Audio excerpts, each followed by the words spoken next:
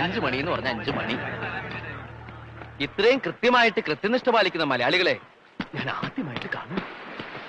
കായ കൊടുത്ത് തുടങ്ങിയോ? ഇല്ല, വേവലാതിപ്പെടേണ്ട, അവിടെ നിൽക്കേട്ടാ. പരിപാടി തുടങ്ങാൻ പോണേ ഉള്ളൂ. എല്ലാരും വന്നിട്ടുണ്ടല്ലോ. ഞാൻ പേര് വിളിക്കുന്നവര് എത്തിച്ചേർന്നുണ്ടെങ്കിൽ ഹാജര് പറഞ്ഞാ മതി. തെങ്ങിൻ തോട്ടില് കാതർ കുഞ്ഞ് 12,300 രൂപ ഹാജർ. കീഴടുത്ത് പ്രഭാകരൻ 13,900. പലിശ അടക്കോട്ടോ. അതൊക്കെ അവിടെ ആദ്യം എന്റെ കാശ് എന്നെ പിരിച്ചുവിട്. ഹായ്, ഞാൻ ഏറ്റവും കൂടുതൽ കാശ് കൊടുക്കാനുള്ള ആളാ തൊമ്മിച്ചൻ. എന്താ തൊമ്മിച്ചൻ ലേറ്റ് ആയത്? പറഞ്ഞ് ലേറ്റ് ആക്കാതെ കാശാടാ. ഈ തൊമ്മിച്ചന്റെ കണക്കുൾപ്പെടെ ഞാൻ ആകെ തരാനുള്ളത് 7,49,000 രൂപ. പക്ഷേ ഇപ്പൊ അത്ര എന്റെ കയ്യിലില്ല. ഒരു ശകലം കുറവുണ്ട്. അത് നമുക്ക് പരിഹരിക്കാം. എത്ര കുറവുണ്ട്? 7,49,000 തന്നെ കുറവുണ്ട്. അതെടുക്കരുത്. അത് എലി വിഷോ? വിഷോ? അതെ ചേട്ടാ, വിഷോ. പൊട്ടാസ്യം സൈനൈഡ് വാങ്ങിക്കാൻ കപ്പാസിറ്റി ഇല്ലാത്തതുകൊണ്ട് ഇതുമായിട്ട് നടക്കുന്നേ ഉള്ളൂ.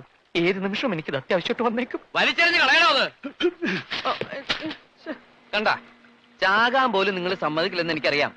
എന്ന് വെച്ച് ദേ എനിക്ക് ആരോടും ദേഷ്യമില്ലാട്ടോ. വന്നിട്ട് കുറെ നേരമായോ? ഒരവസരത്തിൽ അല്ലെങ്കിൽ മറ്റൊരവസരത്തില് നിങ്ങൾ എല്ലാവരും എന്നെ സഹായിച്ചിട്ടുണ്ട്. ഞാൻ ആരെയും വഞ്ചിക്കില്ല. എല്ലാവരുടെ പണവും കൃത്യമായിട്ട് കിട്ടും. ഒരുപാട് സ്ഥാപനങ്ങൾ ഞാൻ തുടങ്ങി. ഒന്ന് പൊട്ടുമ്പോ അടുത്തേൽ രക്ഷപ്പെടാന്ന് കരുതി. പക്ഷെ എല്ലാം പൊട്ടി. അങ്ങനെ അവസാനം ഞാനൊരു പടക്ക കമ്പനി തുടങ്ങി. അതാണെങ്കിൽ പൊട്ടിയുമില്ല. അപ്പൊ അതെങ്കിലും ഉണ്ടല്ലോ. അത് വിറ്റിട്ട് എന്റെ കാശിങ് താടാ. പൊട്ടാതിരുന്നത് പടക്കമാണ് ചേട്ടാ. പടക്കം പൊട്ടാതായപ്പോ ആ കമ്പനിയും പൊട്ടി. എന്റെ അച്ഛൻ എന്നെ കുറിച്ച് എപ്പോഴും പറയും, എന്റെ പേര് ഗിന്നസ് ബുക്കിൽ വരുമെന്ന്. ശരിയാ, ഇത്ര ചെറുപ്പത്തിലെ ഇത്രയും വലിയ കടക്കാരനായ ചെറുപ്പക്കാരൻ ചിലപ്പോ ഞാൻ മാത്രമേ ഉണ്ടാവൂ. മനഃപൂർവ്വമല്ല, സംഭവിച്ചുപോയി. ഇനിയിപ്പോ എന്റെ മുമ്പിൽ ഒരു വഴിയേ കാണുന്നുള്ളൂ. ഒന്നെങ്കിൽ നിങ്ങൾ എനിക്ക് 5 വർഷത്തെ സാവകാശം തരണം, അല്ലെങ്കിൽ ഞാൻ ഈ കടലിൽ ചാടി ചാകണം. ആ വേല ഞങ്ങളോട് വേണ്ട മോനെ. അങ്ങനെ നീ ചാടുന്നെങ്കിൽ ചാട്. എന്റെ കാശ് ഞാൻ ഉപേക്ഷിച്ചേക്കാം. ചാടാം. ഞാനൊരു വലിയ തുകയ്ക്ക് ഇൻഷുറൻസ് പോളിസി എടുത്തിട്ടുണ്ട്. അത് താമസിയാണ്ട് കിട്ടും. കിട്ടണമെങ്കിൽ നിങ്ങൾ എനിക്കൊരു വാരം ചെയ്യണം. നമ്മളിങ്ങനെ സംസാരിച്ചോണ്ട് നിൽക്കുമ്പോ ഞാൻ അറിയാണ്ട് കാല് തെറ്റി കടലിൽ വീണതാണെന്ന് പറയണം. അപകട മരണം ആവുമ്പോ ഇൻഷുറൻസ് തുക ഇരട്ടി കിട്ടും. അതും കൊണ്ട് എന്റെ അച്ഛൻ നിങ്ങളുടെയൊക്കെ കടം വീട്ടും. മോനെ ഉണ്ണി, ഇത് നമ്മളോട് വേണ്ട. ഈ നമ്പർ ഒന്നും നമ്മളെടുത്ത് എടുക്കണ്ട. ഇതൊരു നമ്പറാ, അവസാനത്തെ നമ്പർ. ജീവിക്കാൻ കൊതിയിലഞ്ഞിട്ടല്ല, വേറൊരു മാർഗമില്ലഞ്ഞിട്ടാ. എന്നെ അടുത്തറിയാവുന്നവര് സമ്മതിക്കും എന്റെ ഈ തീരുമാനം ശരിയായിരുന്നു.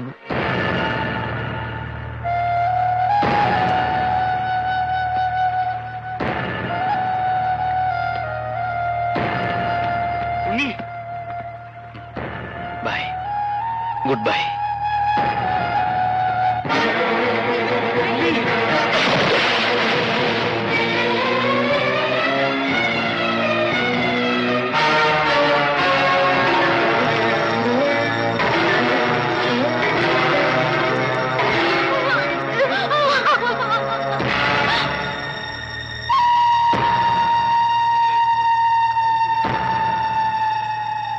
അച്ഛാ, ആരോ കാണാൻ വന്നിരിക്കണു. ഇപ്പൊ ഒരു മാർക്കിടുക. എന്താടോ? ഞങ്ങള് മാഷെ കാണാൻ വന്നതല്ല, ഉണ്ണിയെ കാണാൻ വന്നതാ. അതെ, എന്നെ കാണാൻ വന്നതാ. അച്ഛനെ കൂടി കാണിക്കാന്ന് വിചാരിച്ചു വിളിച്ചതാ. ഞാനെന്താ അഭ്യാസം പഠിച്ച കൊരങ്ങോ മറ്റോ ആണ് വരുന്നവരെയും പോകുന്നവരൊക്കെ വിളിച്ച് കാണിക്കാൻ? അയ്യോ, അച്ഛൻ ഇയാൾ അറിയില്ലേ? നമ്മുടെ പെരുമ്പോട്ടയിലെ സെൽവൻ. ആ, ചെമ്മീൻ കെട്ട് നഷ്ടത്തിലായപ്പോ ഈ സെൽവന എന്നെ സഹായിച്ചത്. പലിശ അടക്കം 10,40,000 ചില്ലാൻ ഉറുപ്പിക ഞാൻ ഇയാൾക്ക് കൊടുക്കാനുണ്ട്. അവധി പറഞ്ഞ് ഞാൻ മടുത്തു. ഇപ്പൊ ഇയാൾക്കെന്നെ തീരെ വിശ്വാസമില്ലാണ്ടായിരിക്കണു. അച്ഛൻ ഇപ്പൊ കാശ് കൊടുക്കണ്ട, ഒരവധി പറഞ്ഞാ മതി, അയാൾ സമ്മതിക്കും. ഒരവധി പറയാനും കൃത്യമായിട്ട് മുങ്ങാനും നിന്റെ അത്രയും കഴിവ് എനിക്കില്ലടാ മോനെ. അത് ഇയാൾക്കും അറിയാം. അതുകൊണ്ടല്ലേ അച്ഛൻ പറഞ്ഞാൽ സമ്മതിക്കാന്ന് പറഞ്ഞത്. അച്ഛൻ എന്നെ ഒന്ന് സഹായിക്കണം, അല്ലെങ്കിൽ ഞാൻ തൂങ്ങിച്ചാവേണ്ടി വരും.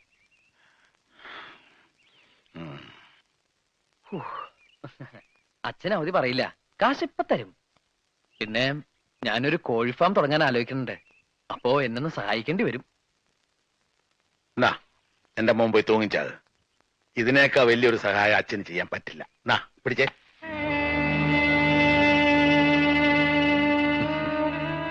നിനക്ക് താഴെ 2 പെൺകുട്ടികളുണ്ടെന്നുള്ളത് ഓർക്കാതെ കയ്യിലുള്ളതും കൂടി ഞാൻ നിനക്ക് വേണ്ടി ചെലവാക്കിയത്. എന്തിനാ? ഒരു കരപറ്റി കാണാൻ. എന്നിട്ടിപ്പൊ നാട് മുഴുവൻ കടുവാക്കി മനുഷ്യന് പുറത്തിറങ്ങി നടക്കാൻ വയ്യാണ്ടായില്ലേ? ഇപ്പൊ വീട്ടിലിരിക്കാൻ വയ്യാണ്ടായി. ഒന്നിനും കഴിവില്ല. നീ പറഞ്ഞില്ലേ തൂങ്ങിച്ചാവുമെന്ന്? അത് തന്നെയാ ശരി. അതിന് 100-ൽ 100 മാർക്ക്.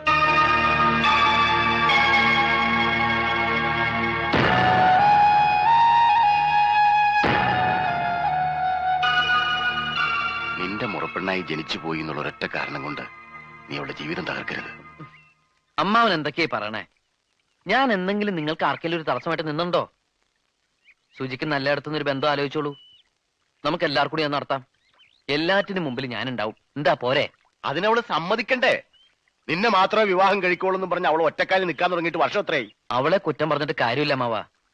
ഓർമ്മ വെച്ച കാലം മുതല് ഞാൻ അവളുടെ ആണെന്നും അവൾ എന്റേതാണെന്നും കേട്ടല്ലേ വളർന്നത്. ശരിയാണ്, അങ്ങനെ ഒരു ആഗ്രഹം ഞങ്ങൾക്ക് എല്ലാവർക്കും ഉണ്ടായിരുന്നു. പക്ഷെ നീ വളർന്ന് ഇത്രയും വലിയൊരു തല്ലിപ്പൊളിയാകുമെന്ന് ഞാൻ അറിഞ്ഞോ? അമ്മാവന് ആലോചനകളൊക്കെ തുടങ്ങിക്കോളൂ. അവളെ പിരിയാൻ ഇഷ്ടമുണ്ടായിട്ടല്ല, അവളെങ്കിലും സമാധാനമായിട്ട് ജീവിക്കട്ടെ എന്ന് കരുതിയ. ഞാനവളെ പറഞ്ഞ് സമ്മതിപ്പിച്ചോളാം. അതിന് അവള് സമ്മതിക്കില്ലടാ. നീ ഇങ്ങനെ തടി പോലെ നിൽക്കുമ്പോ അവളെ എങ്ങനെ സമ്മതിപ്പിക്കാനാ? അതുകൊണ്ടാ ഞാൻ പറഞ്ഞത്, നീ എങ്ങോട്ടെങ്കിലും ഒളിച്ചോടിപ്പോ. കുറെ കാലം കഴിഞ്ഞ് തിരിച്ചു വന്നാ മതി. ഇനി വന്നില്ലേലും കുഴപ്പമില്ല. അപ്പോ നിനക്ക് നിന്റെ കടക്കാരെ ഇന്ന് രക്ഷപ്പെടുകയും ചെയ്യാം, എനിക്ക് എന്റെ മോളെ കെട്ടിച്ചയക്കുകയും ചെയ്യാം. ദാ ഇനി വണ്ടിക്കൂലിക്ക് വേണ്ടി നീ തണ്ടണ്ട. പിടിച്ചോ.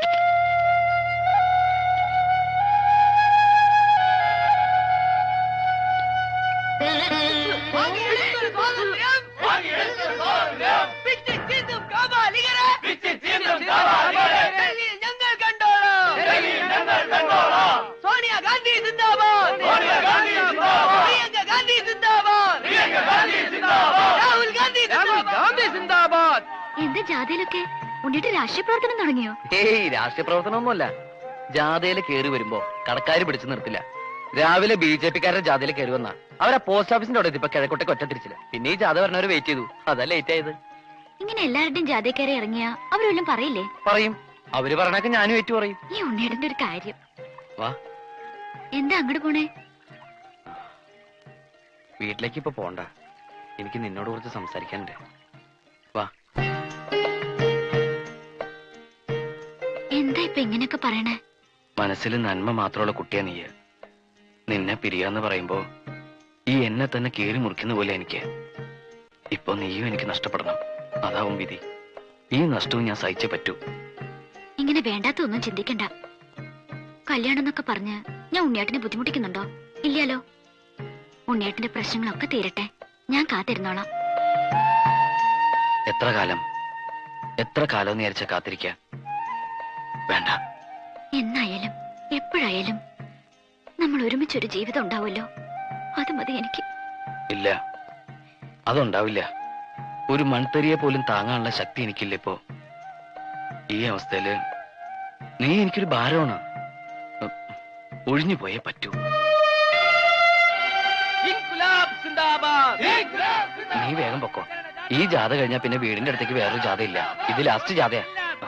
തോറ്റ ചരിത്രം കേട്ടിട്ടില്ല, തോറ്റിട്ടില്ല, തോറ്റിട്ടില്ല, തോറ്റ ചരിത്രം കേട്ടിട്ടില്ല, തോറ്റിട്ടില്ല, ചരിത്രം കേട്ടിട്ടില്ല. ചെങ്കൊടിയാണ് കട്ടായം, ചെങ്കൊടി സമരം, തോറ്റ ചരിത്രം കേട്ടിട്ടില്ല. മുതലാളിത്തം തൊലയട്ടെ, മുതലാളിത്തം തൊലയട്ടെ, മുതലാളിത്തം തൊലയട്ടെ, മുതലാളിത്തം തൊലയട്ടെ. ഈ ഗുലാബ്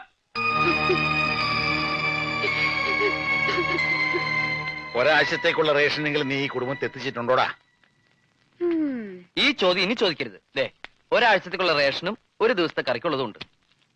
അയ്യേ, ഇതെന്താ മീൻ കൊണ്ടുവന്നിട്ടുണ്ടോ? ഇവിടെ മീൻ കൊണ്ടുവരാൻ പാടില്ലെന്ന് എനിക്ക് അറിഞ്ഞൂടാ. പിന്നെന്താ ഒരു നാറ്റം? അത് ഞാൻ 2 വട്ടം മീൻ അങ്ങാടിയിൽ ചുമന്നു. Just for A change. പൈസക്ക്. അമ്മ ഇതൊക്കെ വേഗം ഊണുണ്ടാക്കി, ഞാൻ കുളിച്ചിട്ട് വരാം. അമ്മ ഇരിക്കണല്ലേ? ഞാൻ പിന്നെ ഉണ്ടോളാം. അത് പറ്റില്ല. ഞാൻ അധ്വാനിച്ചുണ്ടാക്കിയായിരുന്നു. ഒരു പിടിയെങ്കിലും കഴിക്കമ്മേ. നിനക്ക് എന്താ പറ്റിയത് ഉണ്ണിയെ? അമ്മ കഴിക്കേ. അമ്മേ, എന്റെ പ്രകടന പത്രികയില് ഞാൻ അമ്മയ്ക്ക് കുറെ വാഗ്ദാനങ്ങൾ തന്നിട്ടുണ്ട്. വലിയ വീടും കാറും അങ്ങനെ പലതും. എന്താ എല്ലാം ശരിയായോ? ഇല്ലമ്മേ, അതൊന്നും എന്നെ കൊണ്ട് സാധിക്കില്ല. എനിക്കൊന്നും വേണ്ട ഉണ്ണിയെ. നിന്നെ ഈ കടക്കാരിട്ട് ഓടിക്കണത് കാണാണ്ടിരുന്നാ മതി. ഇനി ആരെ കൊണ്ട് ഒരു ശല്യം ഉണ്ടാവില്ല. എല്ലാം അവസാനിപ്പിക്കാൻ ഞാനൊരു കൂട്ടം ചെയ്യാൻ പോവാ. അതെന്താ? ഒക്കെ കഴിയുമ്പോ അറിഞ്ഞാ മതി. അറിയുമ്പോ അമ്മയ്ക്ക് ഒരുപാട് വിഷമമുണ്ടാവും. എന്നെ ശപിക്കരുത്. അച്ഛന്റെ ദേഷ്യമൊക്കെ മാറുമ്പോ അച്ഛനോട് അമ്മ പറയണം, ഈ ഉണ്ണി പാവായിരുന്നു. അറിഞ്ഞോണ്ട് ഒരു തെറ്റും ചെയ്തിട്ടില്ല.